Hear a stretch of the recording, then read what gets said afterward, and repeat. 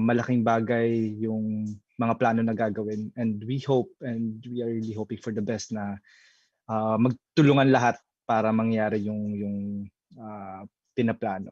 Okay, and then so on my part, just to briefly give you an idea about anong magiging talk ko ngayon. So I'll be more discussing paano ba mag-produce ng short film and full dead. So but it's going to be very just few tips, a few insights or guidelines for you guys.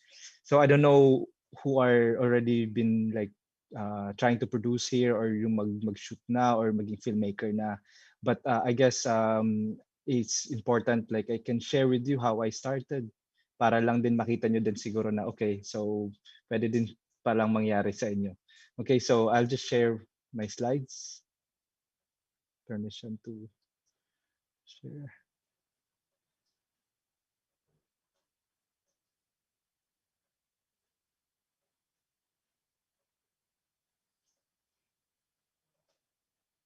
Okay, so well, briefly, earlier sa introduction na-share na rin kung napakilala na rin kung sino ako, but I'd just like to give a few of the few slides na would give you more idea kung paano ako nagsimula. So, but for me, this is my filmography. So I created 3 short films. And those are all regional short films shot in locations in the region, like in Pampanga for Victor, mga bituon sa syudad or Stars in the City, and Ciudad sa Bulawan or City of Gold were shot in Davao.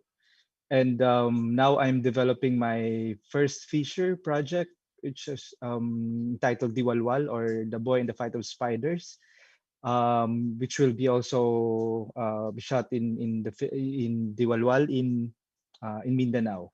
And I'm also collaborating with 2 regional filmmakers from Iligan and from Davao. Their short films, we're developing their short films now, so I'm working with them as their producer for these 2 short films. And okay, so before din ako nung after I work with the industry, so ito yun, somehow will give you an idea paano ako nag-start. So coming from Davao City, ang naging benchmark ko talaga was to work with ABS-CBN. So it's after I got accepted sa scriptwriting workshop ni Sir Ricky with ABS-CBN. So that was in 2003, right after finishing college. And then I attended a workshop with Armando Binglao in 2010. And then in 2016, natanggap din ako for a Pandayang Lino Broca filmmaking workshop.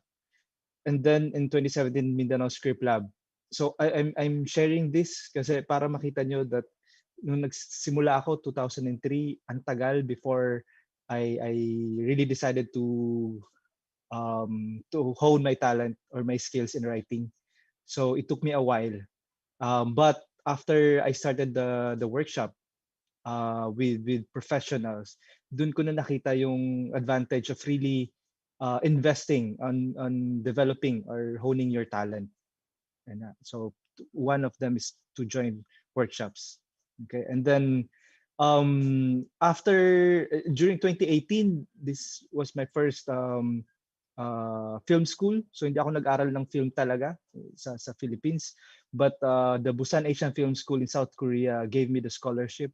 So I applied for this, and dalawa lang kami from the Philippines who got accepted in the scholarship. So it's an 8-month program in Busan in South Korea.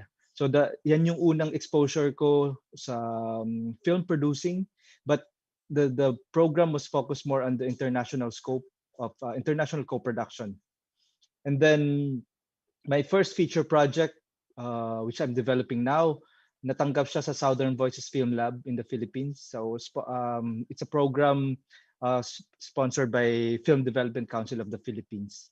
And then that project, my first feature project, has been accepted also last year in France for an international co-production workshop. So it's in Purdue Sud. So it's also focused more on producing international co-production. And now I'm developing the project also with Torino Film Lab. It's a script lab program in Italy. So 8 months na program din siya, but it focus more on the script writing or developing your story or your feature project. Okay, so this program will culminate in November in Turin, in Italy. Okay. So well, na-mention na kayo na I'm currently managing my production company which is based in Davao. So maliit lang siya. It's not really a big company. It's I formalized it in 2020 during pandemic.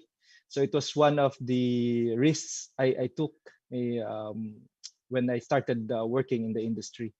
So wala akong empleyado diyan. Ako lang, sarili ko. Ako lang nagtatrabaho. But every time I have projects, so I hire freelancers to help me and to collaborate with me for the project.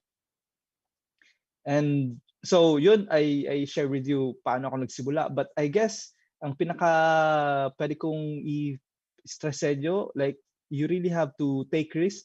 Malaking bagay yung maniwala ka dun sa sarili mo at yung determination to really pursue what you really want to do. So coming from Davao City, province, okay, so wala kaming relatives or anyone in Manila. But I decided to really go and move to Manila to pursue my passion in the broadcast and in film. So luckily, yun na nga, natanggap ako dun sa workshop with Sir Ricky and ABS-CBN, and then everything started there. And that opportunity opens a lot of doors, good opportunities for me. Okay.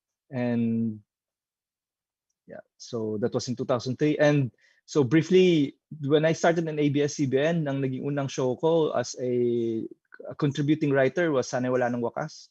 So it was only few months working with the show, and then nung natapos yung show, I moved to MMK. So kinuha ko ng MMK to be one of the researchers and also the writers of the show.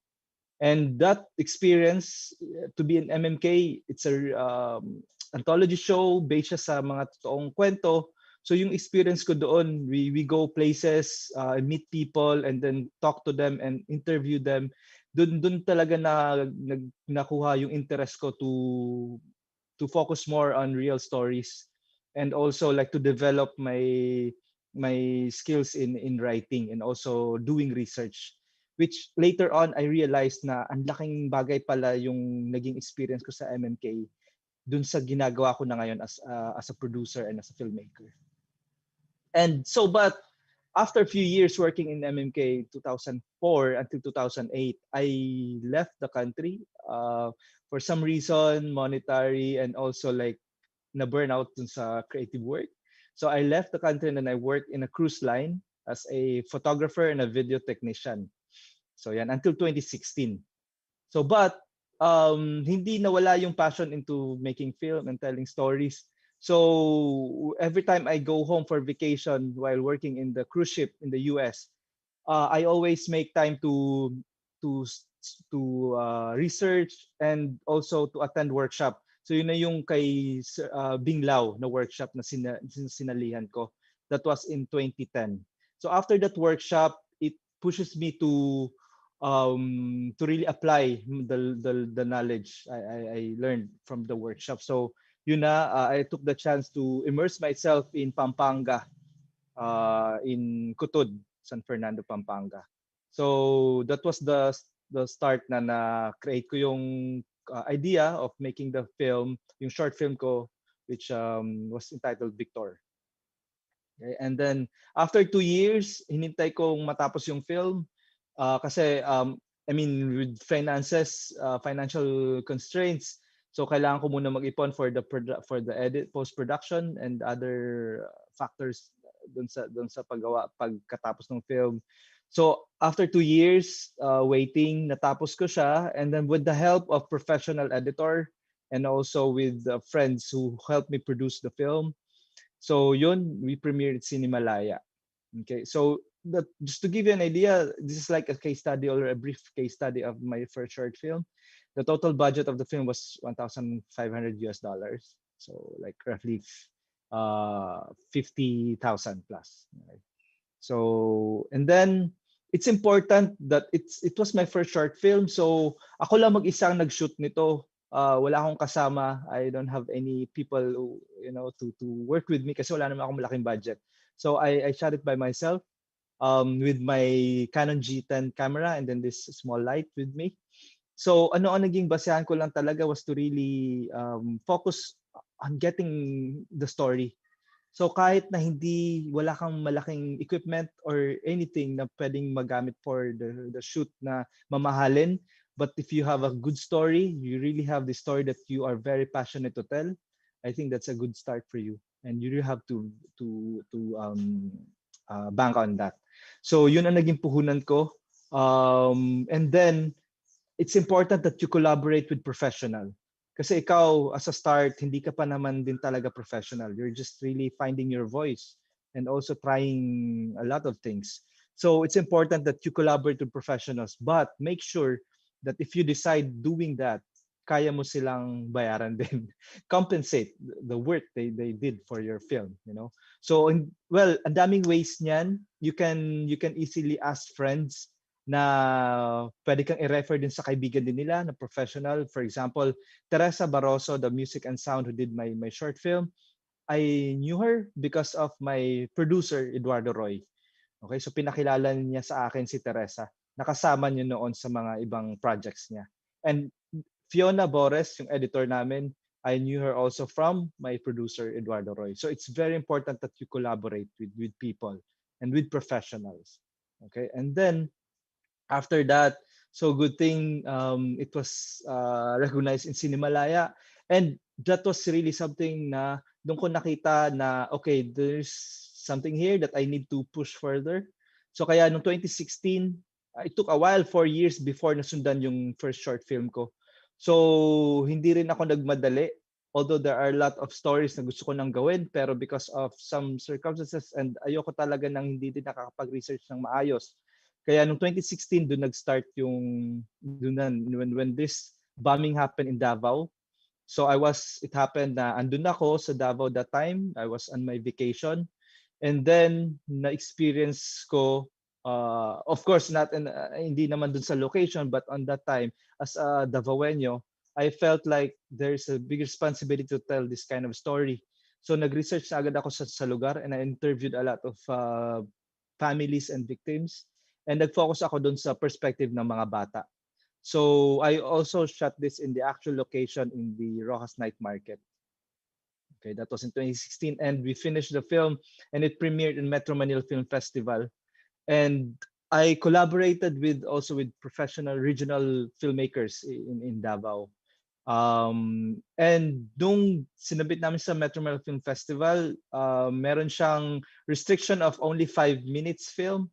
So napaka-challenging din siya to how to really shorten and to really tell that story in a very limited time.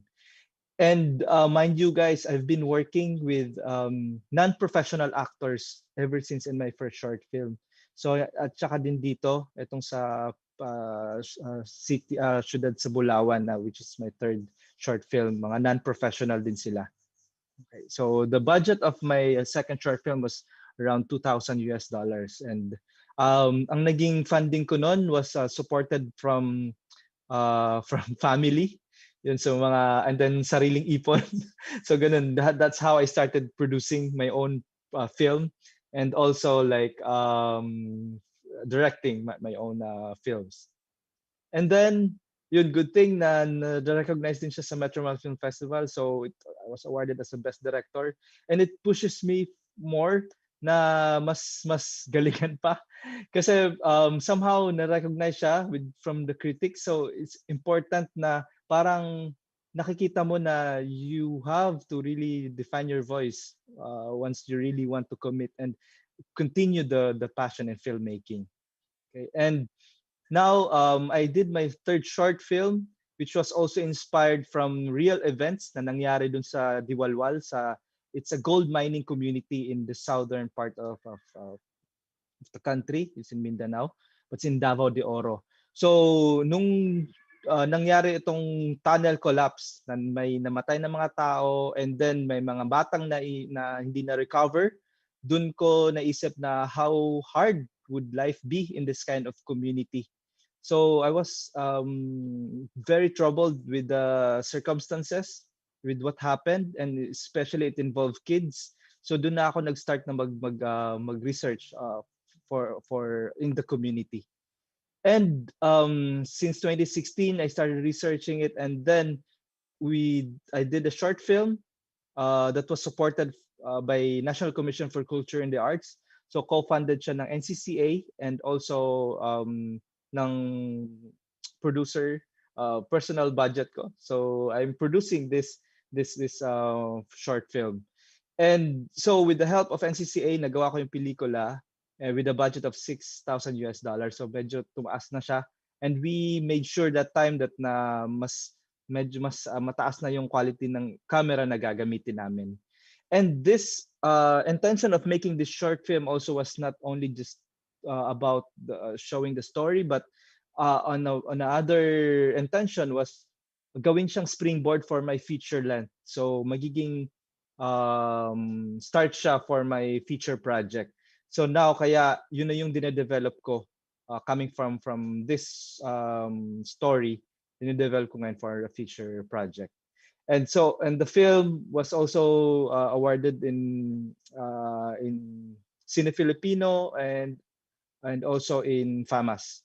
Okay, so now currently I'm developing 2 additional short films, coming short films, but this time these are all Philippines and France co-production.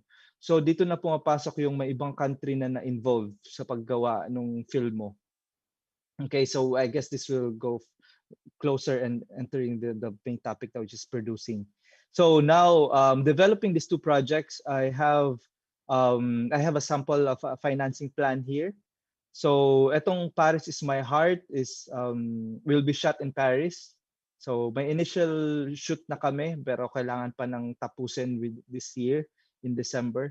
So the total budget of the short film is 1 million in Philippine currency and like around 17,000 euro. And so the funding would come from regional funds ng France. So it will be from Paris and also other provinces in France. Pero hindi ito a-applyan mismo ng filmmaker or ng producer. I have a producer working with this, si Alex Poblete. And but she's not the one applying for the funding in France. So kailangan once you do a co-production or other country is involved in your project or in your film, meron kang producer from that country for you to apply for the funding. Okay, so for these 2 projects, I have a French co-producer working with us. So siya yung nag-a-apply ng funding for the projects. So the other composition of the financing plan is we have private equity. Manggagaling yan sa Philippines and also sa other countries. So a-applyan din yan siya. And the post-production grant, which will be coming from France, and then the NCCA grant na applyan din namin. Okay, the other one is Danny Boy. So this is mas mataas yung budget niya dito, but still will be shot in Diwalwal in Mindanao. And the funding would come from Q Cinema Short Film Grant. So ito hopefully pag nakapasok sa next year na Q Cinema, so we'll have a funding from the Philippines, which is like 350,000. And then Singapore International Short Film Grant. So a-applyan din ito. They can give a 330,000 grant for your production. Then private equity and then post-production and also the NCCA grant. So yun, kung mapapansin nyo, there are only two or three fundings from the Philippines. Okay, so we have the Q Cinema at saka NCCA and the private equity that can come from your local producers. Okay, so but the rest are from other countries. So I'll go further mamaya sa co-production, but para lang din mas klaro. So now let's just briefly define ano ba talaga ang producer. Okay, so I myself, I'm producing my own short films. At the same time, I'm producing other short films ng ibang filmmaker. So paano nangyayari yun? Minsan, yung dalawang project ko na develop ngayon with other two short films, sa kanila galing yung concept. So now, as a producer, ang role ko is to look for funding and to creatively collaborate with them. So ito na, as a producer, it's a partner ka dapat ng director. Okay? So creative collaborator ka ng director. And constantly, you're hunting for good stories. So like what I'm doing, naghahanap ako ng mga stories din that I can, pwedeng galing sa akin, pwede rin galing sa ibang filmmakers or ibang writers. You read scripts and you should be able to at least write story concepts. Napaka-importante sa isang producer ang may background, marunong ka mag-express or magsulat. Sulatin mo yung concept, ano ba yung gusto mong pelikula na gusto mong gawin. At saka yung synopsis at saka logline. You don't have to be very perfect on that kasi pwede kang kumuha ng writer. But you as the producer, pag sa'yo galing yung concept, dapat importante marunong kang mag-express nun into writing. And then our producer also writes a producer statement. Okay, so bakit mo siya gagawin? Bakit mo ginagawa itong pelikulang to? So yun yung laman na maging producer statement.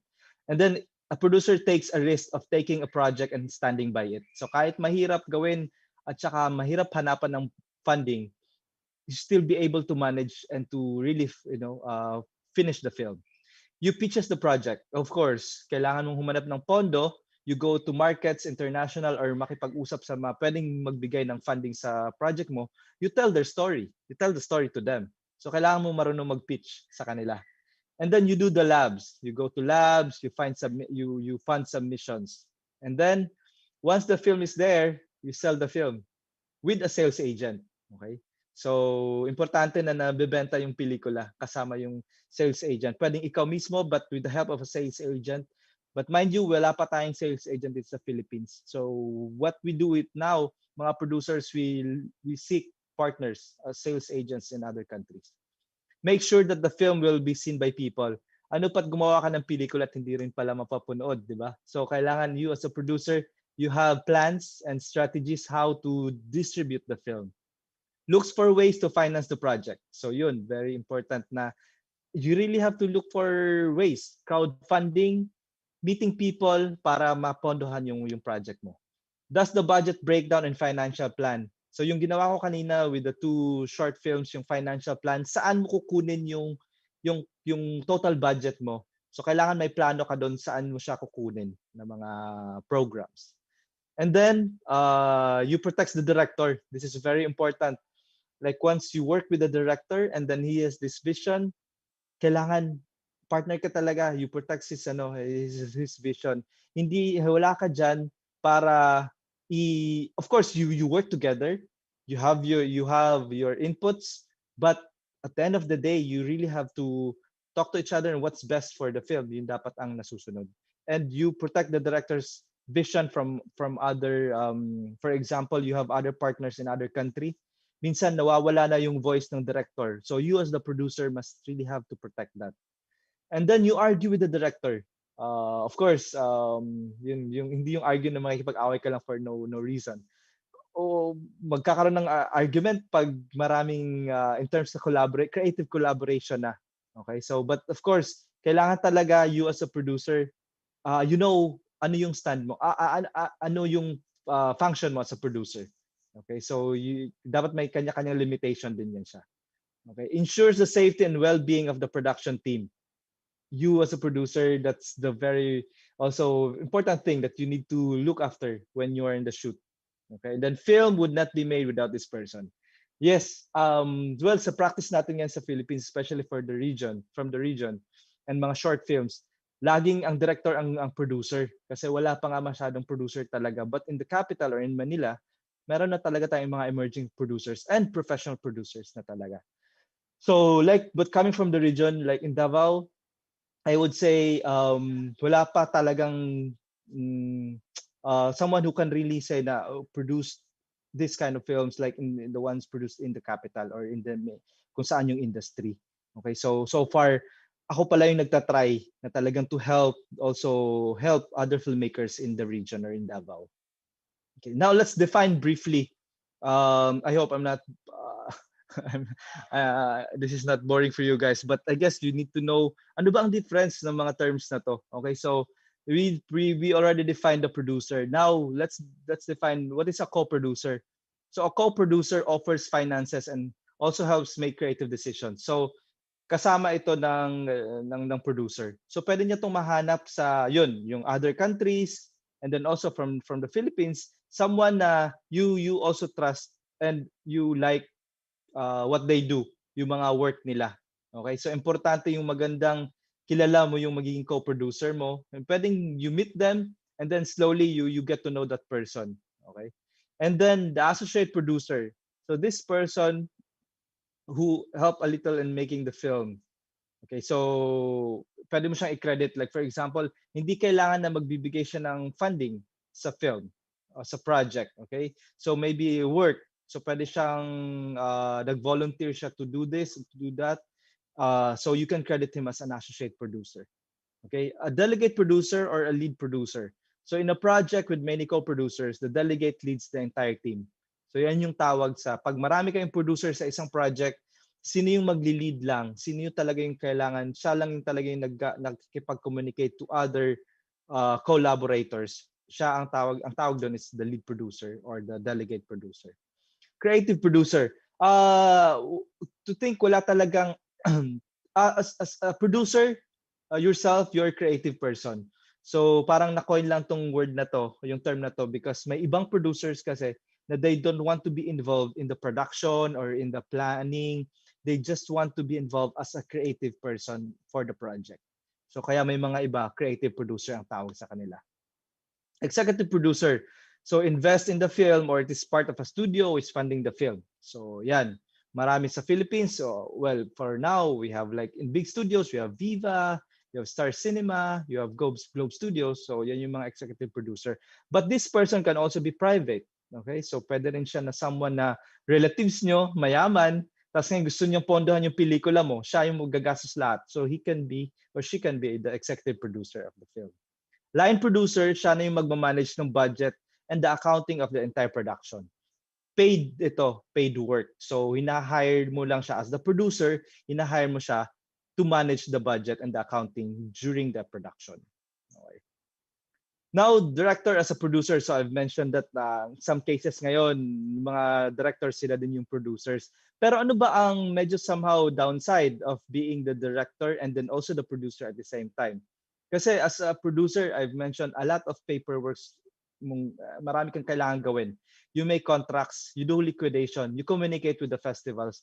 So you as a director, kung gagawin mo din yun because ikaw din yung producer, it will be so hard for you. Mawawala ka ng focus dun sa creative side as a director. But like what I'm doing, yung nagsimula ako, it was a good training in a way. Kasi talagang nakikita mo, naintindihan mo yung aspect of the two works. Okay? And then it required, a contract is within the line producer and the festival. So yun na nga, I've mentioned maraming paperwork na gagawin.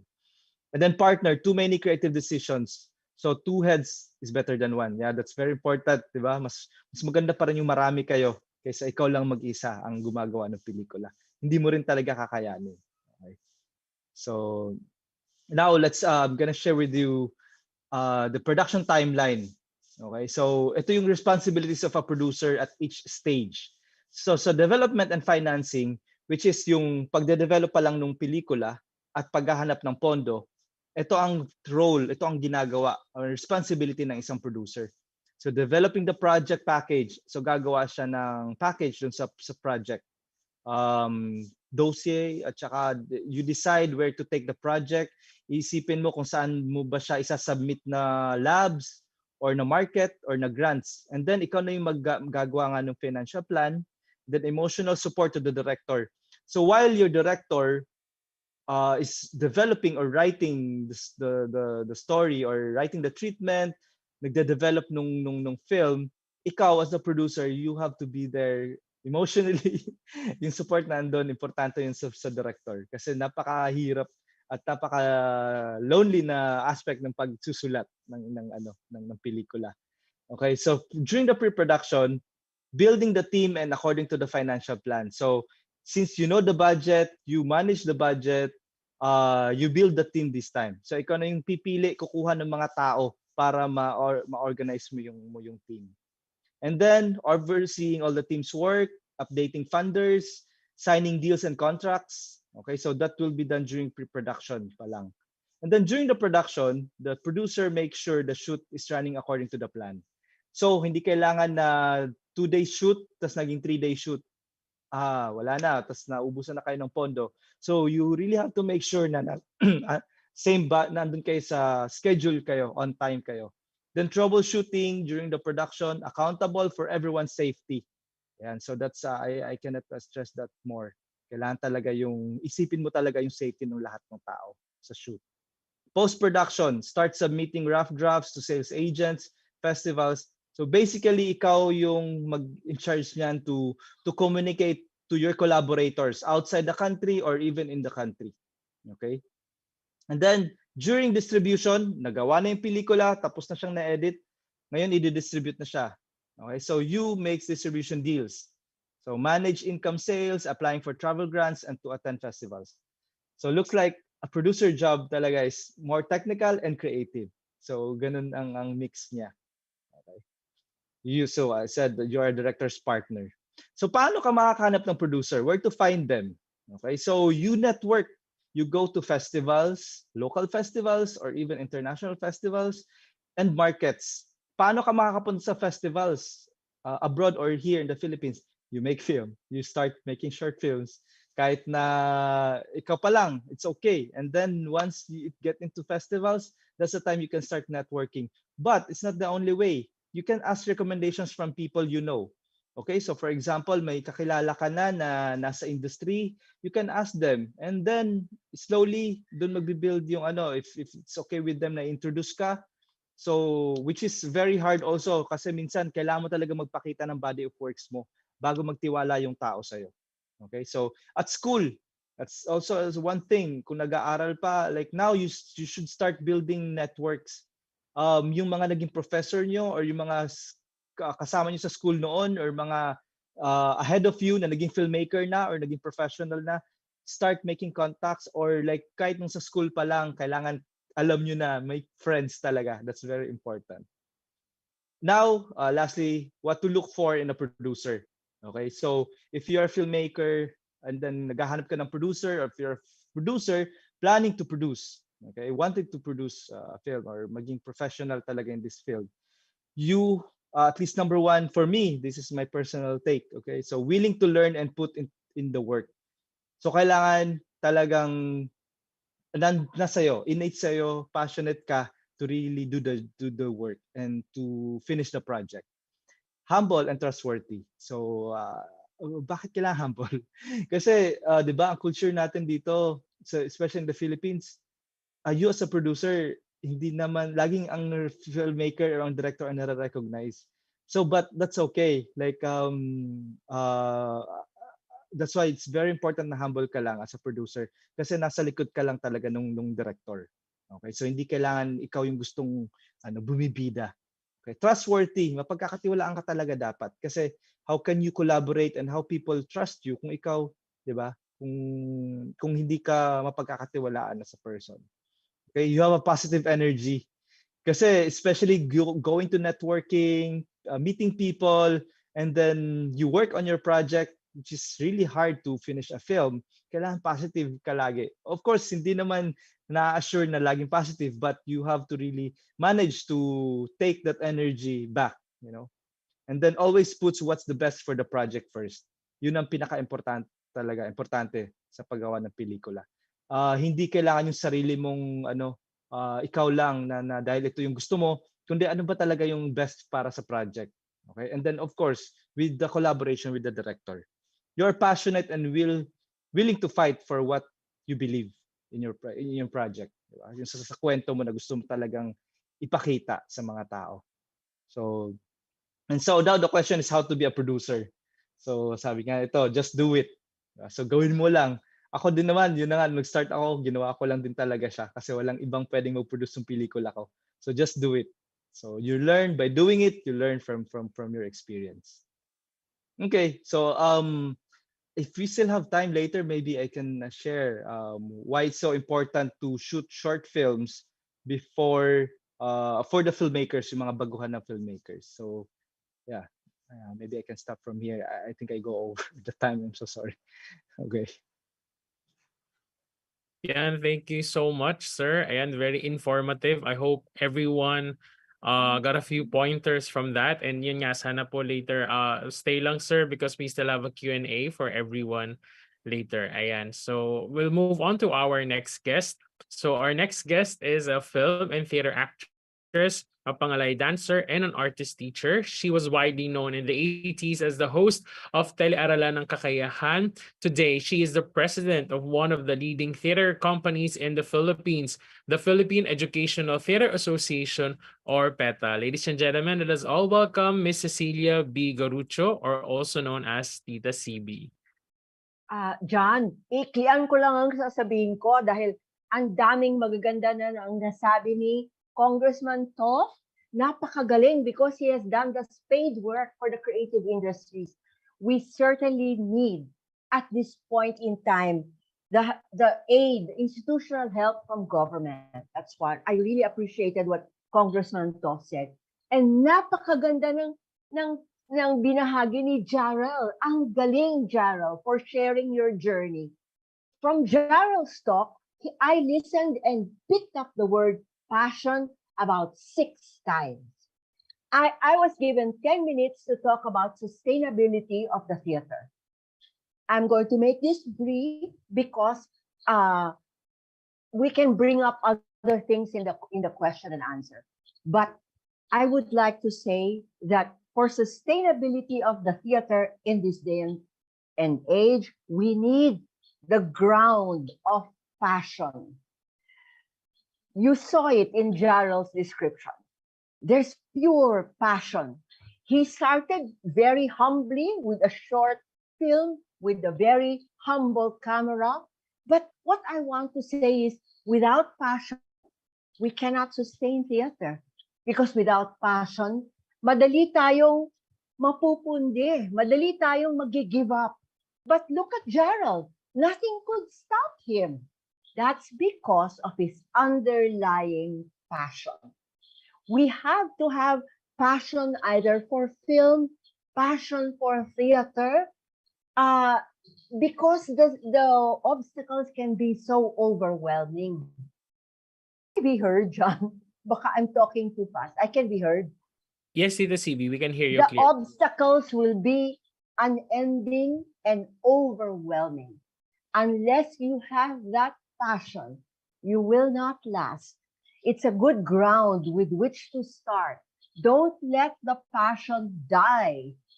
Kami naman sa PETA, we got the passion. I got that passion as a young graduate from school because I saw my first play in Filipino in the 60s, 1967, 68. I saw it and it was so mind-blowing. I was saying, this is how theater should be. It's in our own language. It speaks about our own experience as Filipinos. And seeing one single play changed the course of my entire life. And next day, after seeing the play, I volunteered myself. Pwede po bang maging water girl dito? Kahit ano gagawin ko, makapanood lang ako ng mga rehearsal and everything. And then, the director then and the founder, si Sylvie Dotti, said, tamang-tama, there's an extra in the next play, Larawan, by Nick Joaquin. Oh, pumasok ka na. Doon, at that time, they needed volunteers. So, it was easy for me to start as a little extra. So, I would watch, and I would see the other people there, Lino Broca, watching. Lino Broca did everything. He would deliver the press releases. He would write the press releases. No job was too small for Lino Broca. But as he sat there in the sidelines, he was forever observing the entire process, what worked, what did not work. And we saw the power of a single play, what a single play could do to audiences to change their lives forever. And as I joined PETA, I saw that it did not only have an impact on the audience, it had an impact on me as a young, nobody, humble actor there. You know, it changed my life. It made me feel like I was bringing out my potential. And to tell you honestly, when I started, I did not even have the capacity to face. When I was growing up, I had extreme shyness. I had a problem speaking in front of a class. I could not. And so, what theater did for me was to take away the personal obstacles in me. And then in PETA, you were taught, wala ka dito only for yourself. Ha? Hindi ka lang dito para sa ego mo. Magtuturo ka, you'll share whatever you learn. So you had to be an artist teacher. All throughout our PETA years, we were taught you're not here just for yourself, but to share what you learn with audiences everywhere. Not just here in Intramuros, in Raja Sulaiman, but you had to go out to the provinces to teach theater, even to farmers and non-theater people. You know, recently, I heard Chris Villado give an outstanding lecture on Philippine theater, the history of Philippine theater. And ang last slide niya, he titled it, The Secret Theater. What is that? He said. This is the secret theater. The 1980s, we were told, can a group of you, Chris Millado and 3 or 4 other actors, come to the prison cell of political detainees to put a theater piece because they're so down. They have been in jail for years. They're losing their positive energy. Can you just give them a performance? Sabi ni Chris, paano namin gagawin yun? Ang higpit ng military. Only relatives of detainees are allowed. Therefore, sabi ng humiling ng favor, you will become a relative of the detainee. You're a cousin, you're a nephew, you're somebody. So the 4 actors entered the detention camp as relatives and they performed, sometimes in whispers, sometimes in silence, but as they were performing, the eyes of those long detained political detainees started to light up and they could see the life come back only because of this clandestine, short, 10, 15, 20-minute performance. That, he said, Chris Millado, that is the power of theater. It brings life to the lifeless. It brings hope to those who have no hope. That's what I mean by theater giving us the passion for why we must sustain theater. I really found a kindred spirit in Chris Villado as he was speaking because that's exactly how we feel in PETA. Why theater must continue, must be sustained against all odds. And believe me, these past 2.5 years with the pandemic, theater and PETA, we have been bleeding. No face-to-face performances. Before the pandemic, we could sustain ourselves. We didn't need too much funding.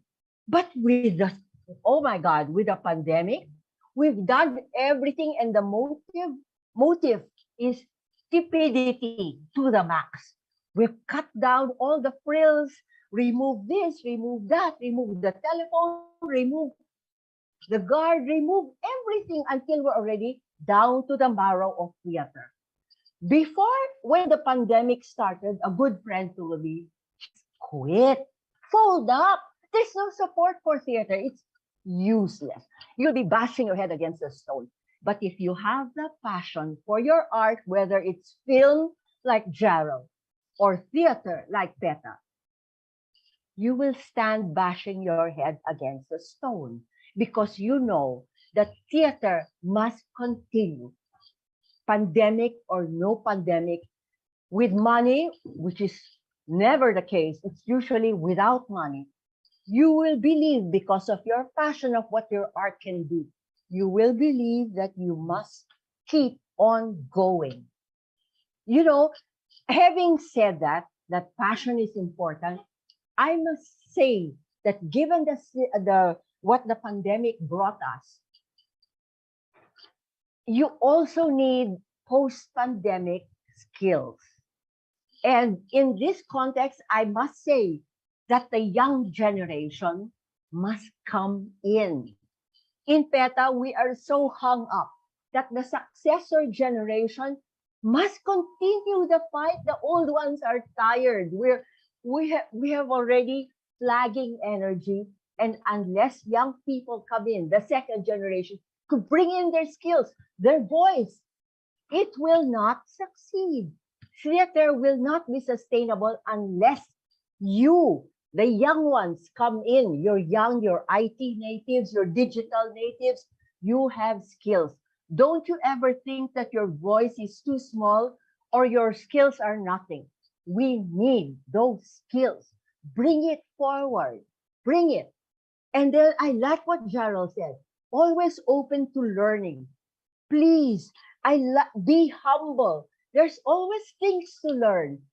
There is no space here in sustainability for theater. There's no space for huge false egos. Now more than ever, we need to work in teams. We need to collaborate. The solo flight is gone. We cannot, no matter what a genius you are, you cannot work in solo. You must form collaborations. You must learn to work in teams. And ganun kami sa PETA, it's always a team. This is my skill. Match it with your skill because I'm not gonna be good in everything. So you, parang pang ano, like that, hand in glove, bring your skill to the table. We can only now, during these post-pandemic times, work in terms of ecosystems of talent and contribution. That's the only way we will survive. And in PETA now, we're saying young people come forth and help us make theater sustainable. Don't withhold whatever talent or contribution you can make. You are not small. You are important. Believe me, everyone has a thing to bring to the whole enterprise of sustaining the art, whether it's film, whether it's theater. So, and in particular, we need new narratives.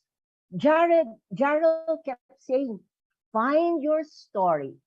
Good stories, powerful stories that can change the way people see things. We need those stories. We need powerful narratives. And young people have a way of seeing what needs to be said now. Bring your narrative to the table. Be humble enough to keep working at that narrative until it becomes polished. And let's hold on to one another as teams and as ecosystems because napakadami nating obstacles. The obstacles are so big and there's funding for the wrong things. What about funding for the right things that must be done? Right creative things that must be created by artists. Let's put our heads together to tell those new narratives in fresh ways. You know, PETA survived 54 years because we have learned to adapt with the times. That's what we need to do too. Adapt to the times. We've gone through the pandemic. People have short attention spans. How do we solve that? And yet, the truth has to be told to an audience post-pandemic. How do we tell our stories? Where do we get the funding? Because no matter what, art will not survive without funding. But the young people with their IT skills, they can be like hounds. They will find funding. Young and old must work together to sustain art, whether it's film, whether it's theater. We need to work together now. Both the voices of the old and the new voices must come together, mixing our skills into one ecosystem, one giant collaboration of powerful stories that need to be truthfully told. That's the end of my talk. I hope I said something worthwhile to you because I only have 10 minutes and I'm sure there are other people who need to talk. I hope I made sense. Thank you so much, Tita CB. But Jarell, thank you for your contribution. Thank you. Thank you. Kasi Thank you. dinescribe mo yung bumpy road. But without your passion, you wouldn't have gone through it. It's okay that you went through a cruise ship and because you had to solve your burnout. But look, you're sharing your skills with young filmmakers and you're not selfish. You want to help others who think that their voice must be heard. That's good. Let's go along that route of the old people who have the skills teaching the young ones who need the skills and the positive energy for their journey. Dapat tulong-tulong tayong lahat, you know? Yung po. Yes, thank you, Tita CB. And speaking of tulong-tulong, I would like to call in the staff of Congressman Toff De Venecia to join us, Sir Rod Zantua. Ayan, so he will be answering some of our questions. And I also encourage some of our other guests, pwede rin kayo magtanong kay Sir Rod because I'm sure you also have your own thoughts, lalo na very exciting nga yung present na ng team nila ni Congressman kanina. Just for everyone's guidelines, no, if you want to ask questions, you may click the raise hand option. If you want to open your mic and your camera to ask the questions to our guests, you may do that. Please avoid sending us private messages because we might not be able to see them. If you wish for us to read your questions for you, you can do so in the chat box. Just put a hashtag asks for me bago ang inyong question para po mabasa ko ang inyong mga tanong. Ayan. So we have here our guest and now you can start asking your questions. Thank you so much for joining us, Sir Rod, this afternoon. Hi, Yep. good afternoon. Thank you for having me. Yes, may mga nakikita na ako ditong mga questions. Ito, unang-una ang bilis. Ayan. Hashtag as for me, sabi ni Sammy, saan po makikita ang mga announcement about grants for creative industries bill? Thanks daw sa lahat. Lalo na sa mga ganito for artists. So I think that's more for Sir Rod. Yes. Yan. Yes, so as Cong Toff mentioned a while ago, we are still finalizing the implementing rules and regulations of the Creative Industries Act or RA 11904. So the specific details that kung anong klaseng grants, sinong qualified para sa mga grants, and paano siya ma-disperse to our artists, it's not yet clear as of this moment. The DTI is working day in and day out, and they're really trying to make it to the October 18th deadline for our IRR. But rest assured, moving forward, hopefully by next year, once we get this law funded, everything from the grants and all the other benefits that we have for our creatives will be more available to the public. Yeah, thank you, Sir Rod. So that's why it's really important for us to really support this bill, no? Itong paparating na to na bill, and that's why I guess that's my first question, no? Sir Rod, how do you think we can actually support this bill as an artist, as part of this creative industry? How do you think we can contribute to making this bill a reality? Okay, just a slight correction. It's not anymore a bill. It's already passed into law. So Okay. it's already a law. And right now, the easiest way that we can support this is perfect ngayon na it's September. It is mandated by the law as Creative Industries Month. The first step we need to do here is a major information campaign so that we can explain not just to among creatives but also to those in the grassroots to understand what truly is the creative industry. Hindi lang parang kasi ang impression ng tao pag narinig creative industries is just the arts and culture, but they fail to realize that it involves so much more than that. It includes business, it includes technology, it includes the whole ecosystem where creativity is just the medium for it to achieve this whole industry. That's the first thing that we want to do is to make it clearer to the grassroots and to invite people, probably maybe the older generation, to understand that the creative industries is the next big thing. It is economically viable. It will actually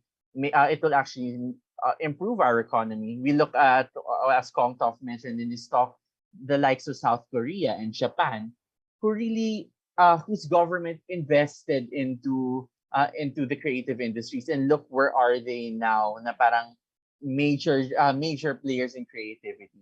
So yes, we want a clear informational campaign, and we invite everyone share the law to your communities, study the law with us, keep on asking the questions so that we can make everything clearer. Hopefully by next year, because we're trying really our best to have this law funded. Uh, what happens here is that once the law is funded, the council is convened, representatives from the different sectors can be put together and they can actually start dialogue to raise to the government, ito yung issues ng aming sector. Please, what can we do about this? And there's the back and forth that we get from these sectors. So talagang continuous dialogue is the best way to support this measure right now. Alright, thank you Sir Rod. So hopefully no yung iba mga artists na kasama din natin dito, both film and theater, we can also help them out to spread, to create that that information campaign regarding that law, di ba? So may question dito, speaking of may question po dito. I think this is more for Tita CB. Coming from PJ, na-miss na po namin ang theater, lalo na sa PETA. Kailan po magbubukas ang theater? And so far, ano po yung mga ginawa ninyo during the pandemic to connect with your audience? I was just about to write the answer, but during the pandemic, bawal talaga ang face-to-face. So we had to go digital, ready or not kami, pass the paper. That's why we needed our younger generation actors, artists to help us go digital. We've been doing our workshops digitally, performance digitally, and this September we're about to do Batang Rizal muna in digital form. Digital is good because you get to widen your boundaries. Hanggang sa probinsya, abot ka kahit abroad kung gusto mo nga. Pero once it's stable, yung COVID, we will do live shows of Batang Rizal. Nowadays, you need to have deep pockets to do a live presentation of a show. For instance, Joseph the Dreamer was about to open, and on opening night, canceled. Why? Because 7 in the cast got COVID. PETA doesn't have deep pockets. So we have to really go in measured steps. Safe na ba? I mean, mauubos ang pera mo just for COVID tests for cast A and cast B. So you have to really go slow as we have gone slow. So digital muna kami and perhaps hybrid. And then soon we hope to even tour Batang Rizal. So I don't know if some of you have watched Batang Rizal, but it's quite a moving story about a young Rizal and a young namesake, Pepito, who is a public school student. So yun na muna, because at the same time, we are looking for funds to be able to go face-to-face in a live production. Yung po muna. I hope I answered your question. Thank you, Tita CB. Ayan. And thank you, Sir Rod, for sending a document about the law of the Creative Industries Development Act. So you guys can download that. Please spread, and you can share it. Tama ba, sir? They can freely share this document too. Yes, please share it to the whole world. Ayan, go. So, 'di ba? Malay nyo ma-inspire pa kayo nito, gawan niyo siya ng ng TikTok, ganyan, go. Kailangan natin 'yan para talagang yung information ay marating yung lahat ng mga tao, no, from across the demographics, hindi lang mga kabataan, but I guess everyone who is into, even hindi naman kailangan artist or parte ng industry, 'di ba? Kailangan talagang malaman din nila 'to. Next question naman, I think for Sir Jarell, no? Sabi ni Cherry dito, what do you look for the script when deciding whether you would like to join a project as the producer? Okay. Hi. Okay, to answer that, siguro unang-una, once you read the material, you have to ask yourself, saan do you relate to the material? Unang-una yun. Kasi ako, this is my personal take, like once I join a project, saan ba ako nakaka-relate dun sa material na yon? Ano ba ang sinasabi nung material na to, nung kwento na to? How important this material is? And pag nasagot mo siya in a way na hindi siya pwedeng hindi ito mapalabas. It reminds me of my childhood life. nagbibigay siya ng emphasis doon sa family, how you love a family. So pag may mga ganun ka, I think it's a sign for you to really try to work on the project and help the filmmaker. And other way could be, kilala mo ba yung filmmaker? Gusto mo ba yung ano niya, yung mga gawa niya? Or kasi kahit hindi masyadong maganda yung material niya at the beginning, pero kilala mo yung filmmaker at saka you trust the filmmaker and you believe in the filmmaker na yung director na to meron talagang may talento, may ano to, kailangan niya ng support. So ako, isa yun sa mga take ko.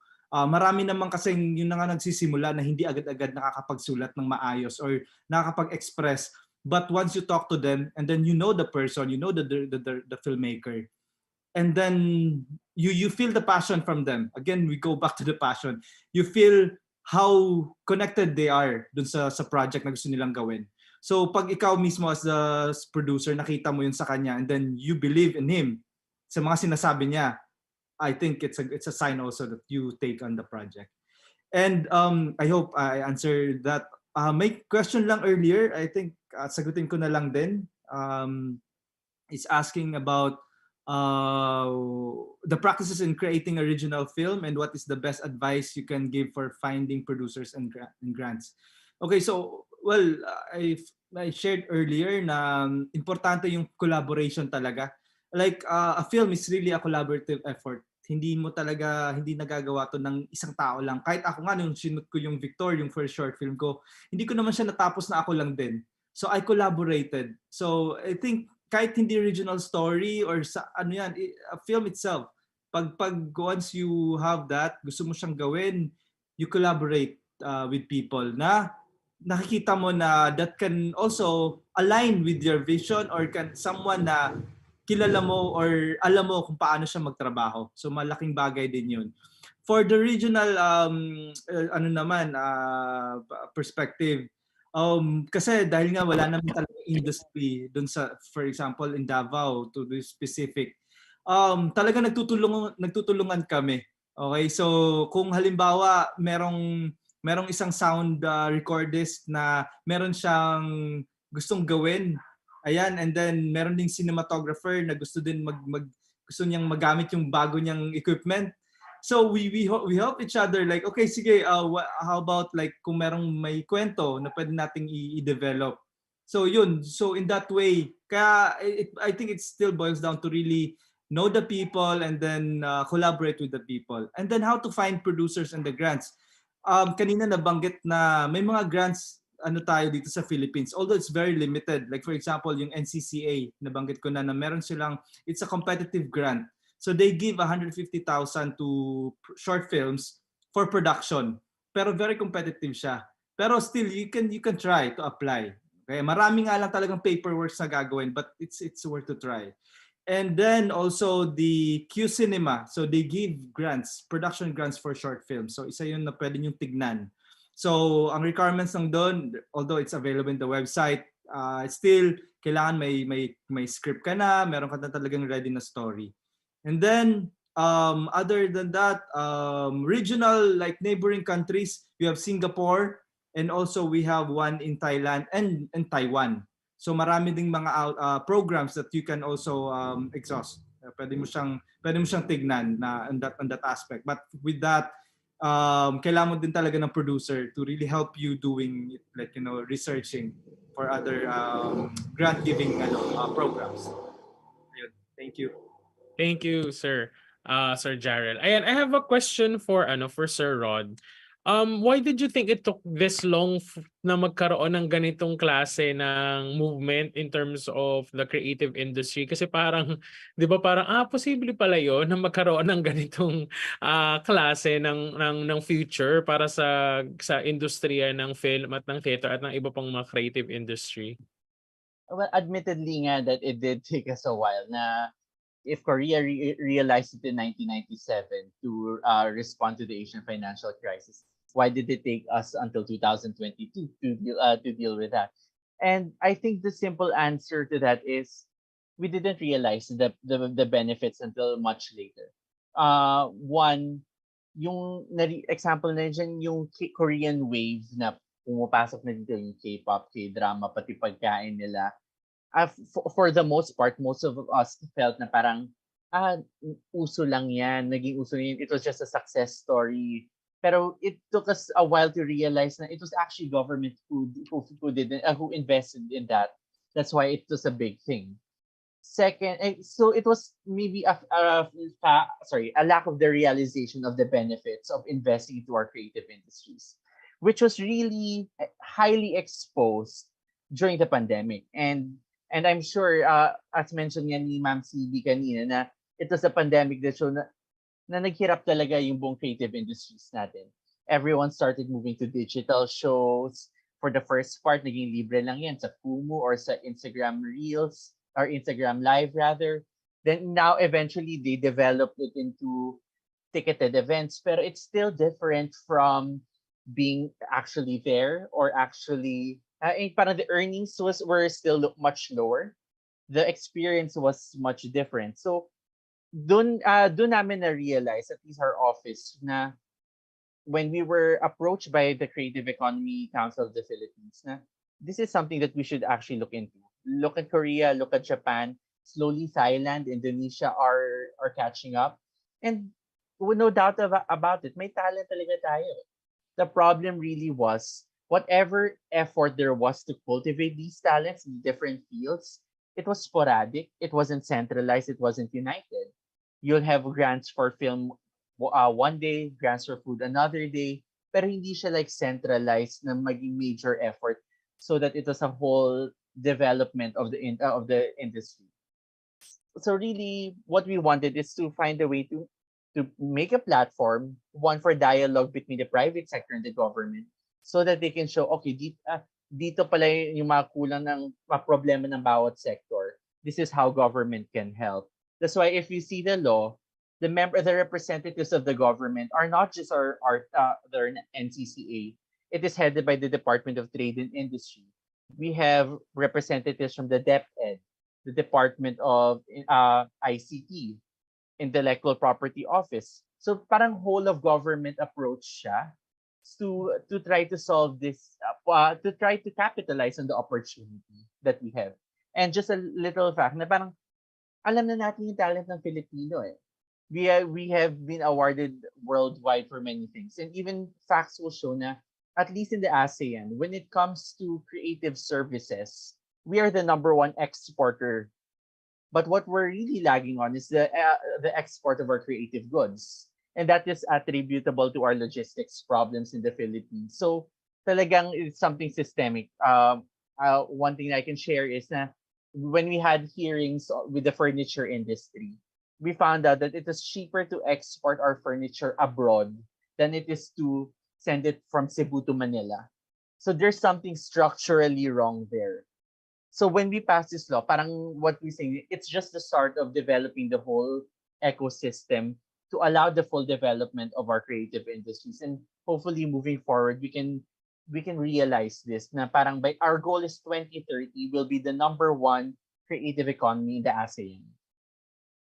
Yes, that's the dream. That's the goal. Ayan. Thank you. John, if I Yes. may add an answer to you, a short answer to your question, why did it take us that long? Because it needed the fresh young voice of a young lawmaker like Congressman Toff, who has come from the ground of the performing arts Yes. to champion our cause. He understood what the Korean government did to promote culture. And he has done so much spade work. So we need, in all fairness, to support Congressman Toff. You know, I really believe it. It needed to take a young voice like his. Yes, Yun lang thank you, po. Tita CB. And now my next question goes to the both of you, Sir Jarell and Tita CB.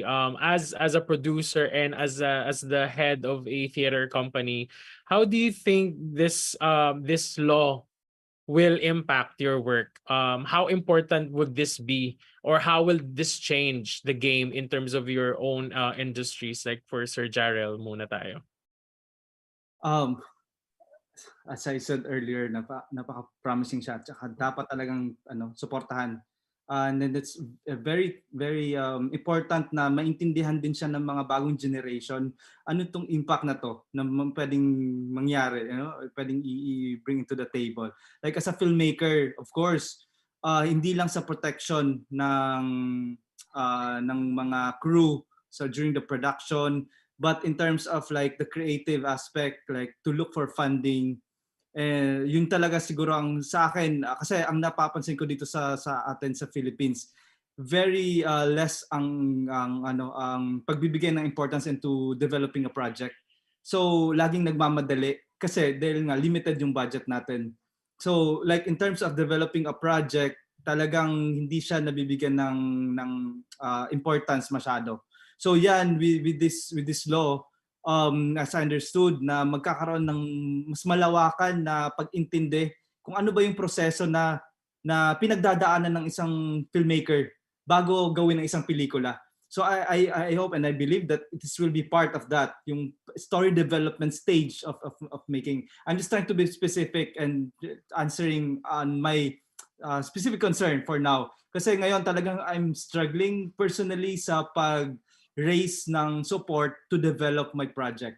Like not just my own project but with other filmmakers project from the region.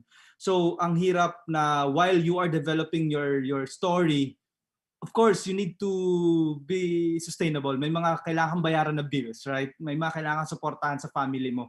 So as a filmmaker, hindi ka makakapag-focus lang by just being a filmmaker. Kailangan mo magtrabaho. But ideally sana kung may development funding, yung filmmaker, yung writer, yung director can really focus on developing the story, yung project niya. So hindi niya kailangan talaga na may 24 hours or may other job siya na gagawin in a week. Like now, taking from the personal experiences, dahil I'm really working as a full-time filmmaker, as an independent filmmaker. So yung production company ko sa Davao, which is hindi naman siya laging may clients. So ngayon dahil ako lang din yung nagwo-work dun sa na yon, and I just hire freelancers. Kailangan ko din talagang allocate time na mag-market, nung project ay nung company yung company ko, yung work na yon. So and then other than that, kailangan ko din talagang merong other ibang work na gawin para may pandagdag dun sa kailangan mong mga bills na babayaran. So, yung creative process ko, in a way, na-disturb siya. Pero I guess, in the other side, challenge siya. Pero ganun tayo. Kailangan natin din siguro pagdaanan doon yun para talaga mas maging stronger. Pero sana, with this law, meron na talagang aspect na we can freely and just spend time to really develop the story. Na hindi mo kailangan mag-isip ng other aspect na kailangan mo may ganito or kailangan mo may gawing iba.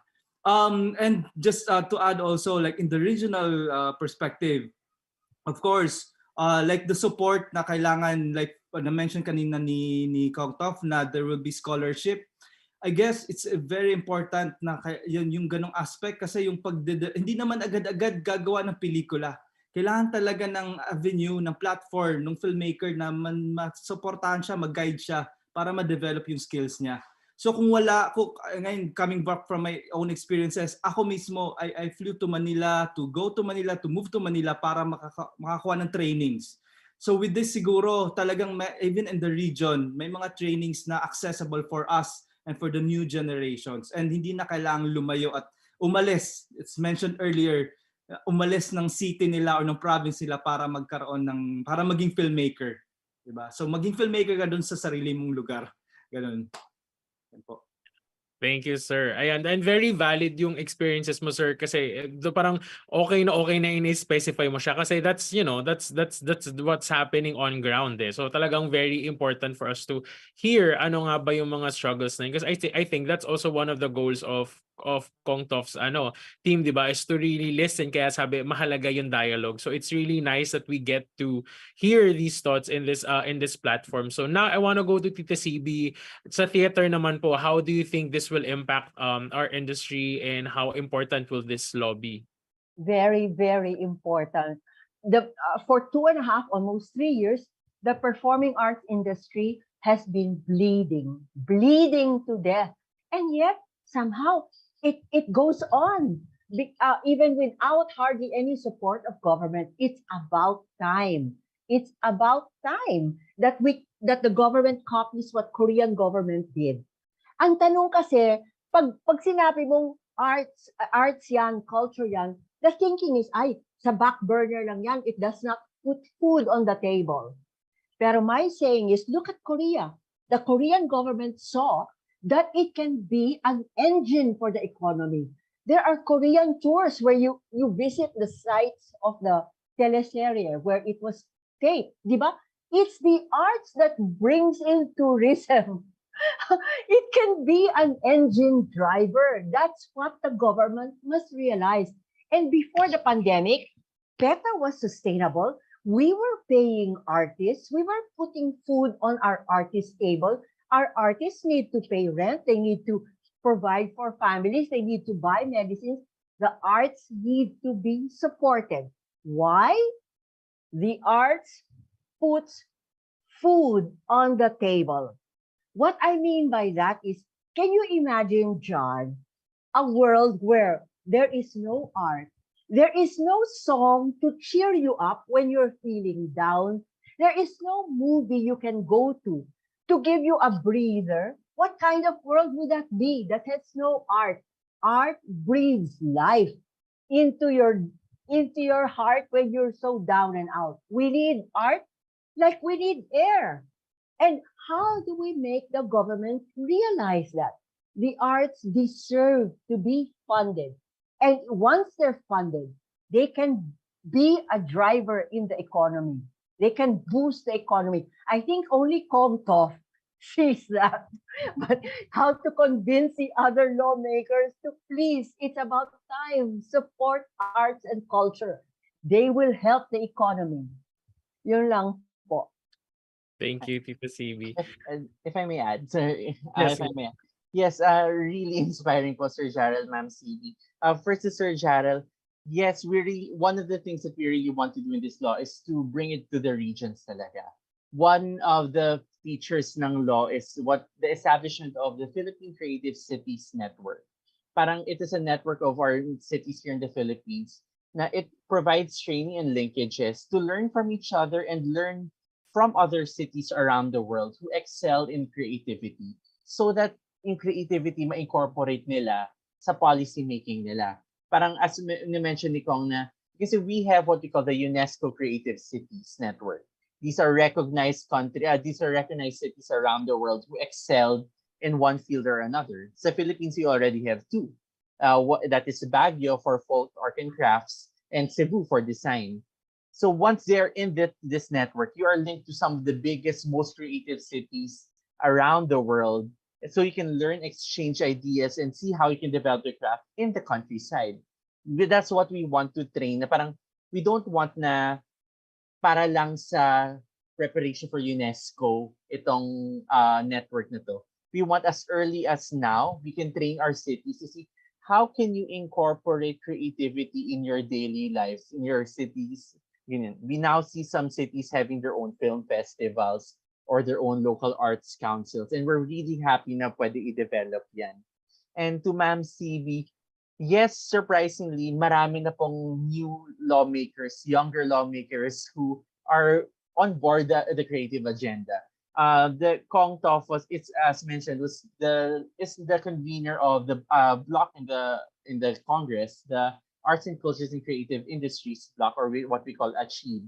It is at around 60 members, 60 congressmen right now who have onboarded the creative agenda, and they come from different walks of life.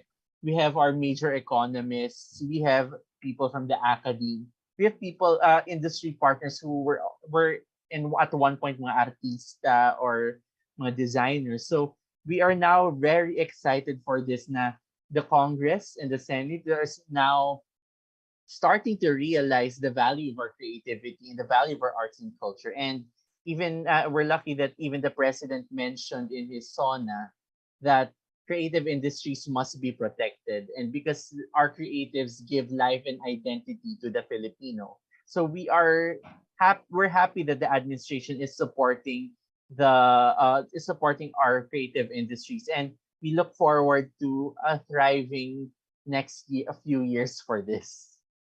Yes, sana. Very interesting, quickly lang, gusto ko lang i-share. Ang interesting nung binanggit ni Sir Rod about like the cities and yun. Parang, I think Kong Toff mentioned a while ago about the OTOP, the one town, one product. And it's interesting to have a take on like the arts or parang arts as a product of a certain city, something that we can promote, something that people can sort of consume then as well as a product. So it's really interesting how parang yung vision for this is very nga parang whole of society na parang naka-integrate siya na hindi nakahiwalay yung arts, but it can be found in the different like yun for trade ganyan, so hindi lang siya nakahiwalay lang na very arts and culture. So I think that's really exciting. I think I'm now going to move on in terms of the topic of sustainability and the pandemic. I think that's really that's really a big thing that the creative industry is really have struggled and is currently still struggling now. I think not ilan lang, or kung hindi, I mean halos lahat pa rin ay slowly trying to get back on their feet when it comes to coming from the effects of the pandemic. So now, parang my next question would be, I guess, did you discover any new practice in terms of creating your art? Lalo na, I think what's interesting about this dito sa Shoutout Festival, ang daming hybrid, no? So may mga plays pero kinunan, and then siya yung parang naging pinakita siya dito sa film festival. So it's that hybrid of theater and film. And I think we've seen a lot of that throughout the pandemic. I would like to ask if you also have sort of encountered that, or do you think this would be the future of the creative industry of theater and film na parang nagme-merge na sila together, parang ganon? I would like to start with Sir Jarell first, I guess. Yes, I think ito yung isang magandang bagay na naidulot ng pandemic, no? Yung we know how to adjust, and then nakita natin yung advantage of the digital and the advantage of really being online. It's not totally bad at all naman pala. Nakaya natin siya. Okay, so although hindi talaga siya in some parts na sa mga trabaho, talagang very challenging at saka hindi rin siya healthy in a way. Pero well, to be specific in filmmaking, siguro I would say nung time ngayon na nung nag-start yung pandemic, nakita natin na for Davao, may mga workshop pa din, may mga trainings pa din na nangyayari through online. So like it's still ongoing. And then ngayon, for example, now in my company, Man Overboard, one of our dreams is really helping also like to develop talents in the region. So we'll be doing a writers lab, like a residency that would also somehow magmi-mix siya, mixed breed siya ng online at saka yung in person. So magsisimula siya in December hanggang next year in March. So yan din yung nakuha ko din yan na bagong practice ngayon while I'm doing the script lab with Torino in Italy, the Torino Script Lab. So it's an 8-month program, pero originally nung wala pang pandemic, 3 times pupunta ng Europe yung filmmaker for the lab. So ngayon dahil nga pandemic, limited yung travels and all, may nami-mix na siya. So we have 5 times na online and then 3 times na going to Europe. So 2 times, sorry, going to Europe. So with that, gusto ko siya i-adapt na kaya naman palang gawin, especially pag regional ang scope. So we'll be mixing this kind of practice para magkaroon pa rin ng venue na hindi kailangan na in person lagi ang training. So we'll be mixing it. Hopefully we'll mag-start kami sa December. So it will help the new talents or the aspiring writers and directors from Mindanao na magkaroon na maging part ng program na yan. Okay, thank you, sir. Very exciting yan na malaman. And we're looking forward to that as well, yung mga magiging outputs ng inyong mga trainings. How about for PETA, Tita CB? Any emerging new practice brought about by the pandemic? And do you think it will be something part of the company's future practices? John, I love face-to-face theater. I think there's no substitute for face-to-face in theater since time immemorial. But I have to admit, given our pandemic experience, I think hybrid is here to stay. Tulad ng nasabi ni Jarell, there's so many things you can do cross borders, go far with learning, because you're able to go via technology. I think it will be the same for theater, John. So hindi na natin, I think, matatalikuran yung part digital kahit na magsimula ulit tayo na pwede na ang face-to-face. And given the COVID, hindi mo malaman what kind of animal is COVID. Will it stay here for another 3 years or what? We have to take on the blessings of technology and combine, I think. So sa akin, hindi na maiiwasan ng hybrid. May live, pero hindi mo rin matatalikuran ng digital online performance. Combined. Yeah, thank you, Tita CB. I guess for Sir Rod, how did the pandemic affect, or how will you factor in the changes that the pandemic brought in the creative industry in terms of the law? Well, to be fair, the creation of this law was because of the pandemic. Parang yun nga na, as I mentioned, na it exposed all the problems bigla of our different sectors. Pero yun nga, it also exposed all the opportunities. And na-mention nga nila na talagang digital is one of the biggest ways moving forward. Not just in film or theater, but you look into advertising, you look into music. Parang there's always a digital aspect that needs to be involved. But what we want to do moving forward is trying to look for as much synergies as we can, both among the sectors in the creative industries and the creative industries and the non-creative industries. For example, like, can we incorporate design in agriculture, something like that, or can we incorporate our cultural sites into our economy? That's what we want to achieve within the next few years. Is that our creative industries inculcate itself into the whole major economy. And siguro the pandemic also exposed all the other issues that we want to address with other forms of legislation. Kasi this law doesn't fully directly address mga issues on labor. That's what we're trying to address through the Freelance Workers Protection Act. This also doesn't protect. We also want to strengthen our IP ecology, since our intellectual property code hasn't been updated for decades now, and talagang we need to afford as much protection. Our next chapter talaga is seeing, now that we're developing this industry, how can we protect the workers within it? All right. Thank you, Sir Rod. Yes, John, may I answer the question sa chat box na lagi siyang sinasabihan na huwag kang papasok dyan sa art dahil walang pera dyan, hindi ka mabubuhay. Go, Tita CB. I was just about to ask the question. Go. Nasabihan din ako ng magulang kanyan. Nasabihan din ako niyan, talaga naman. At lalo na in the 60s, wala naman talagang kapera-pera. So, my answer is, be creative. As the founder of PETA used to say, if you're creative, nothing can ever put you down. There's no obstacle that can crush you.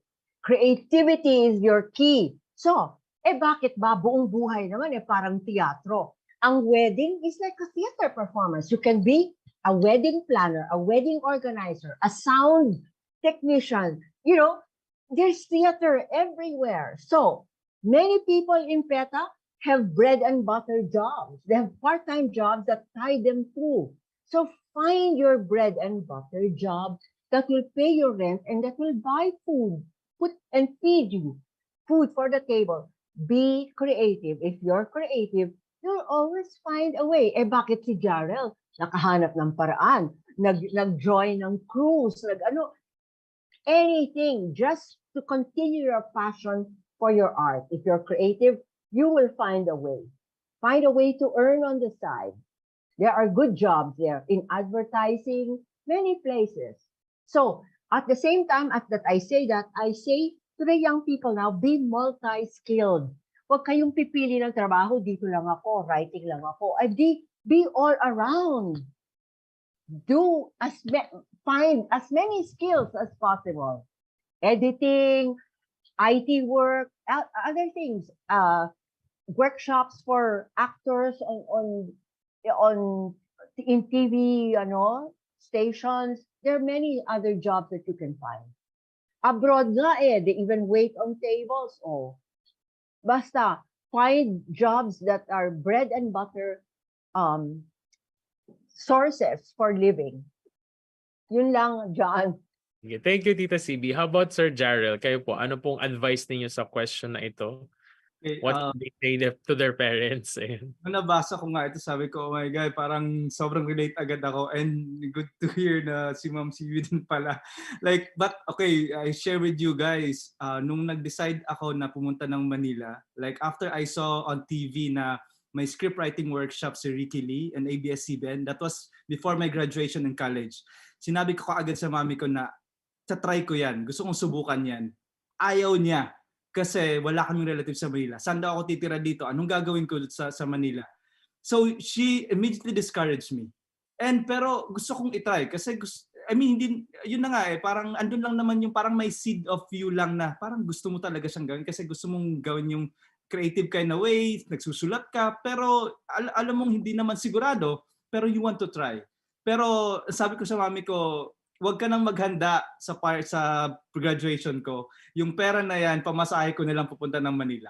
And yung sister-in-law ko na nasa La Union, may pinsan siya na nakatira sa Quezon City. Pinakiusapan ko, pwede ba akong tumira dyan for a while? Mag-a-apply lang ako sa ABS for this. So tumuloy ako, kahit sinabi ng mami kong hindi pwede. Pero that was the second time na nag-ano ako sa mami ko. The first time na talagang diniscourage niya ako was when ano yung kukunin kong course sa college. My first love is theater. I did a workshop in PETA when I was in high school. Si Kuya Rafi Tejada ang isa sa mga mentors namin. So theater talaga, I want to act, I want to be in theater. Pero sabi ng mami ko, walang pera at hindi professional ang tawag sa'yo pag nandyan ka sa theater. So sa family namin, wala talagang, they're into music, pero wala talagang went into really being professional. Ako lang talaga, kaya parang for my mom, I understand na parang natatakot siya. Kasi hindi ka magiging stable talaga. So yun agad ang sinabi niya, wag ka magtuloy sa theater at wala kang pera dyan. So ang ginawa ko, okay, para maging sumunod sa mami ko, maging professional, I took a course na related somehow dun sa theater, sa performing. So nag-mass communication ako. So, pinagbigyan ko siya. So, nag-masscom ako. Nung natapos ko yung masscom, doon na ako natapos ko na siya. Ngayon, ayaw mo pa din akong itry yung gusto ko.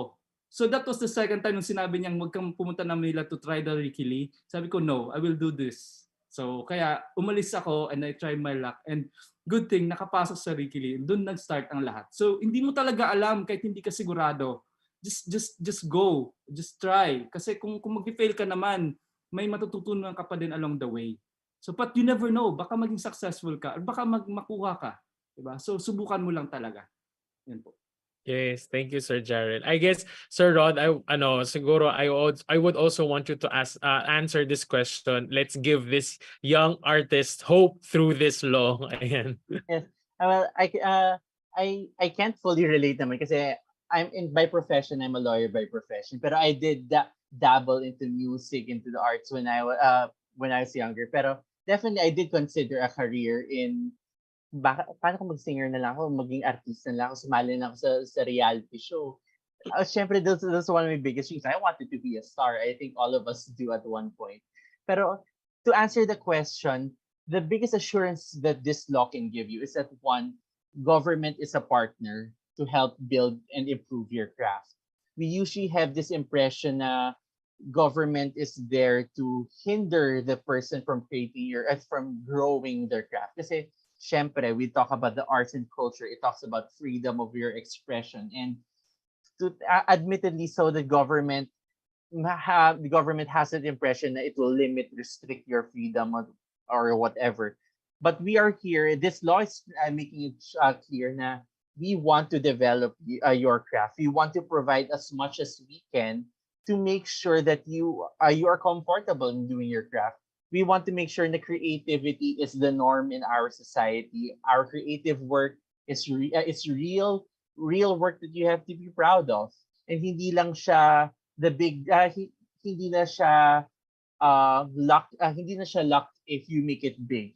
You make it big because you are well supported by the government and by the private sector. You're well supported because you have a whole community of creative people among you, and really, because we really want to make you grow. We really want to improve your craft, and this law will start the wheels to provide more ways for the government to provide to give you the tools to achieve this. Yeah, and thank you, Sir Rod. And I guess with that, I would just there's a question here kasi aside from spreading the word now, do you have any other available means of how they can be part of making sure that the projects daw in the law ay mas mapabilis daw po yung pag-roll out ng mga projects, or if you have any other engagement avenues for people who are watching? Well, right now talaga kasi as I mentioned, we're still waiting for the implementing rules and regulations. The DTI is working day in and day out so that mas klaro yung guidelines for this. But outside of this, we are aware na maraming other opportunities for grants or funding. We have our partners in the Film Development Council of the Philippines, the National Commission on Culture and the Arts, and kami, our office is working hard talaga to make sure their programs for incentives, for grants, for their development of their respective sectors are actually well funded. Siguro ang masasabi ko, like, continue doing your craft, continue working hard on your craft, and once everything is in place, we will try to find ways to maybe exhibit your craft more, make it better, provide more linkages. We now have more we have other ways to learn from this. Na we have our creatives and art residencies, which bring artists to different places to learn from the communities. Talagang maybe while we're waiting for everything to be put in place, keep on doing your craft. Sabi nga po ni Sir Jarell na talagang passion talaga is what will drive you for this. Na keep on doing your craft and we'll be there to support you. Yeah, thank you, Sir Rod. And I guess as a closing statement for everyone, I would like to ask you this question as your answer would be your parang closing statement for this afternoon. I took this from Toff's presentation a while ago about how it's important to sustain creativity every day. So I guess that's my question for all of the guests here. Why do you think it's important for us as people, maybe not just as artists, but why do we need to integrate creativity into our everyday lives? So I can start with Tita CB. Because creativity is a lifeline for our people, for yourself. So can you imagine if I was truly an artist, but I followed the orders to become a scientist or an accountant and my heart is not there, you'll die. You won't bring joy to yourself or to the people around you. You must follow your passion, but be smart, be skilled, pick up skills that will allow you to follow your passion. Even Steve Jobs gave that advice. He followed his passion and look where he brought the world.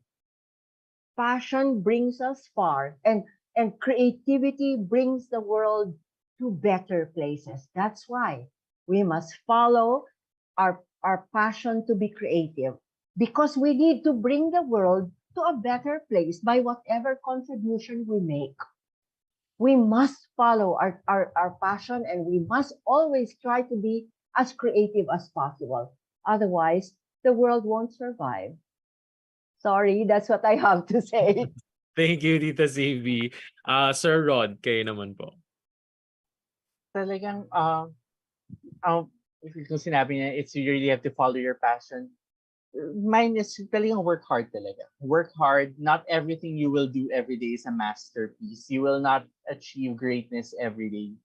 But talagang what you really need to do is to work hard, learn from others, and know that you have a whole community that is there who understands your problems, who understands what you do, and really remember that the arts, the culture, our filmmakers, our producers, our theater actors, they bring the identity and life not just into our country, but to the whole Filipino identity.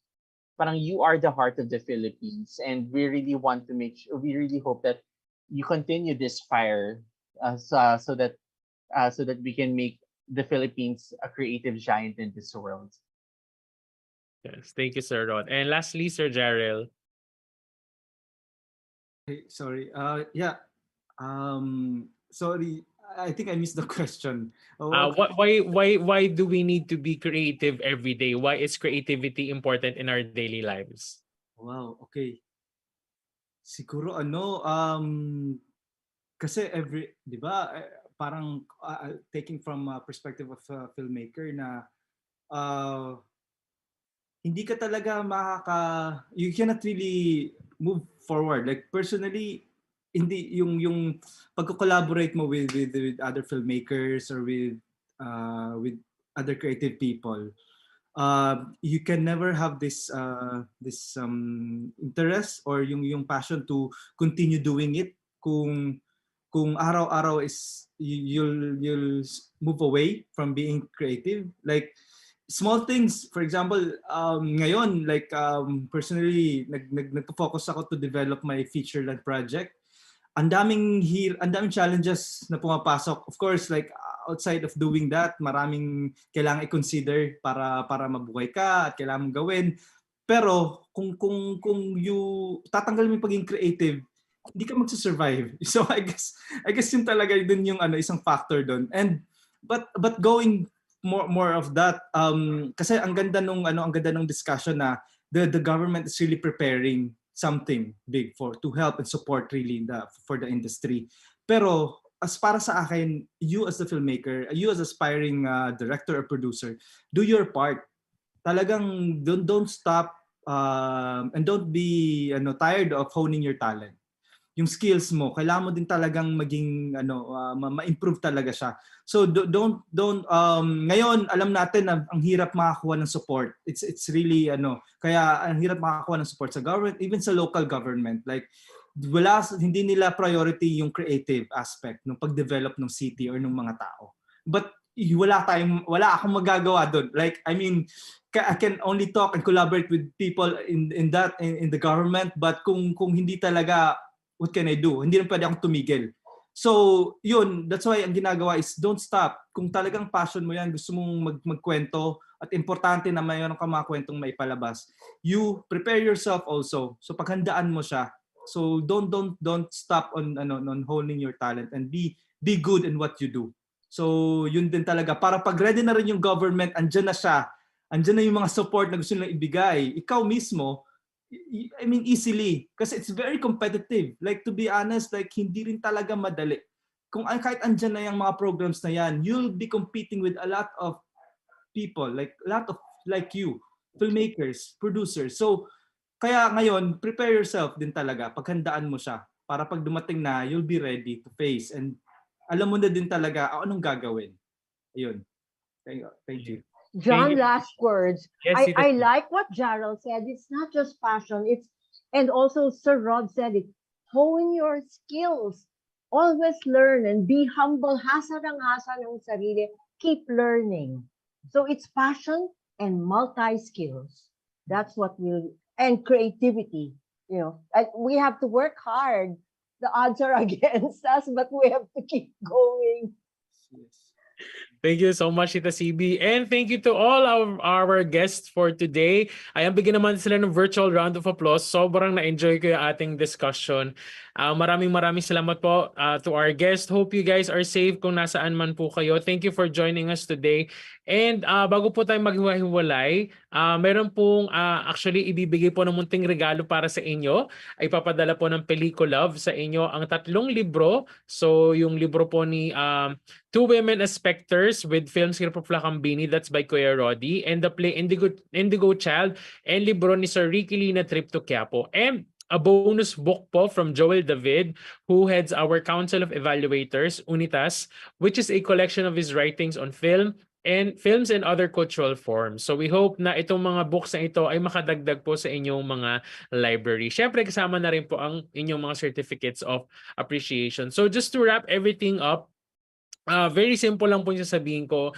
Nung panahon ko or even before, when we see people, being part of the arts, parang sort of becomes a privilege. No, not everyone will have the opportunity or access to doing arts as a sustainable job for them. So before parang parang privilege siya. But now, with the changing of the times, especially with this law, that privilege sort of becomes becomes sort of like an accessible thing na for everyone. So it's really, really a good thing for everyone. And because arts should be for everyone. Everyone should have the equal chance to experience that and to choose that as their job, 'di ba? Or as their passion, 'di ba? So dapat magawa 'yon ng kahit na sino. So sana suportahan natin at ma-involve tayo dun sa ating bagong batas. At sa usapin ng sustainability, naisip ko na hindi nga lang siya usapin tungkol sa pera, hindi lang siya usapin tungkol sa ating artistry, pero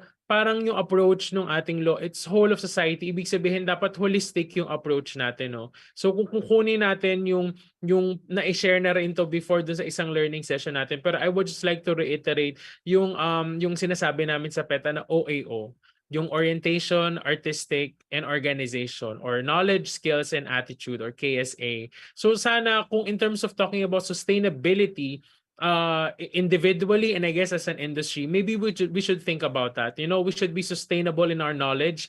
Nabanggit kanina na we should continue honing our skills, continue working hard, 'di ba? Continue to upgrade our skills and change with the times, like what our industry is doing right now. Nag-adjust tayo sa pandemic. We had to rework some of the things that we were already doing before.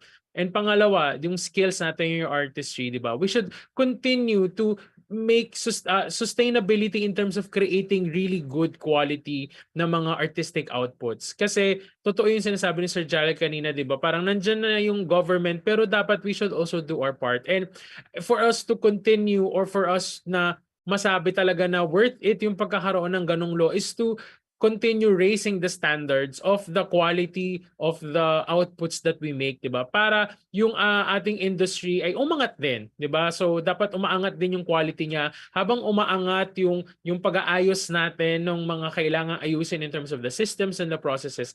Dapat hindi bumababa yung kalidad ng ating mga ginagawa. And lastly, yung organization, no, or yung ating attitude or yung samahan natin.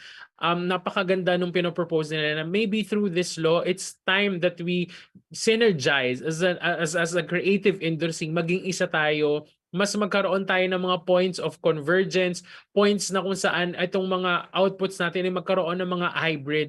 And I think in terms of blurring the lines between what is theater, what is film, and what is this art form and what is that, parang maybe in that blurriness, we can discover something new. So parang wag lang tayong matakot na makipag-work sa isa't isa, kasi bukod sa kailangan natin ay isa't isa, lalo na sa panahon ngayon, mas marami din tayong mga madidiscover na mga bagong bagay pag nagtulungan tayo. So, yun. So, hopefully, everyone, you got so much from our session today. Well, personally ako, sobrang dami kong nakuha.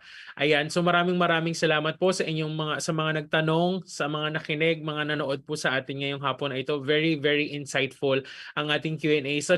Such a fitting parang ending to the whole Shoutout Festival. No, I'm sure lahat tayo ay uuwi ngayong hapon na ito ng very fulfilled, very busog sa kaalaman. Ayun. So again, hopefully you guys are safe wherever you are. Alam ko hindi masyadong maganda yung panahon natin. So please be alert, please be ready.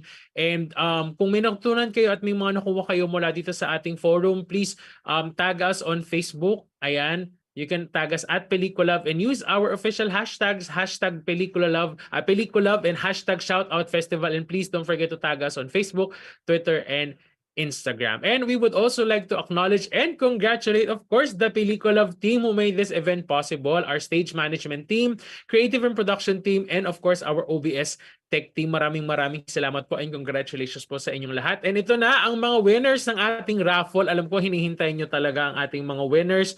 Ang nanalo po para sa Rodi Vera online playwriting course ay walang iba kundi si Christian Ramoso. At ang nanalo naman po para sa ating Ricky Lee na trip to Quiapo na course for writing ay walang iba kundi si Irvy Torzar. So hintayin nyo lang po na i-message po kayo ng aming staff kung paano nyo po ma-avail ang inyong mga prizes. So everyone, maraming salamat po ulit. And that concludes our forum for this afternoon. Thank you for joining us. Kung gusto nyo po pong mapanood ang iba nating mga short films or mag-avail ng mga online writing workshops, pumunta lamang po kayo sa www.peliculove.com. Naghihintay po ang mga iyon sa inyo doon. So hanggang sa susunod po na Shoutout Festival, makita-kita tayo muli at patuloy lang tayong maghayag at lumikha.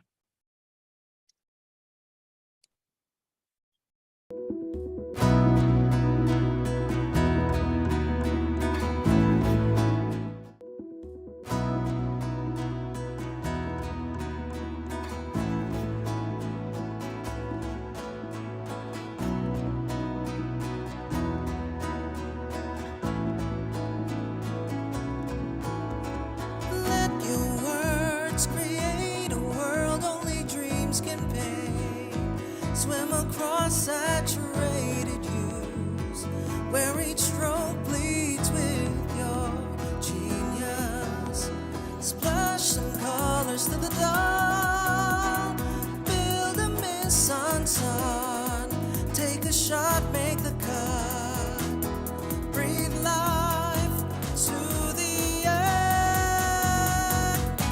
Pour your heart, let your tale tell the truth. From the future to move and shine. Magayag at lumikha. There are no limitations to a free imagination. Let your words create a world only dreams can paint. Swim across saturated hues, where each road bleeds with your genius. Splash some colors to the dawn, build a mist on sun. Take a shot, make a cut, breathe life to the end. Pour your heart, let your tale tell the truth. From the future to move and shine. Magayag at lumikha. There are no limitations to a free imagination. Magayag at lumikha. There are no limitations to a free imagination. Magayag at lumikha. There are no limitations to a free imagination. Magayag at lumikha. There are no limitations to a free imagination.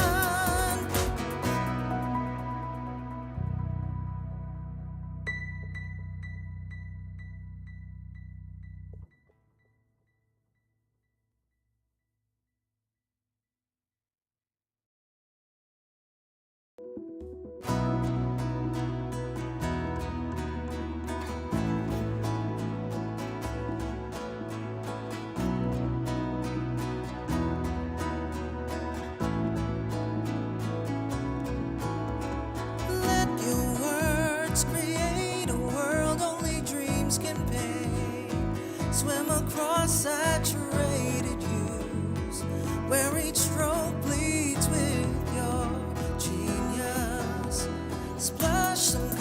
first of the dawn.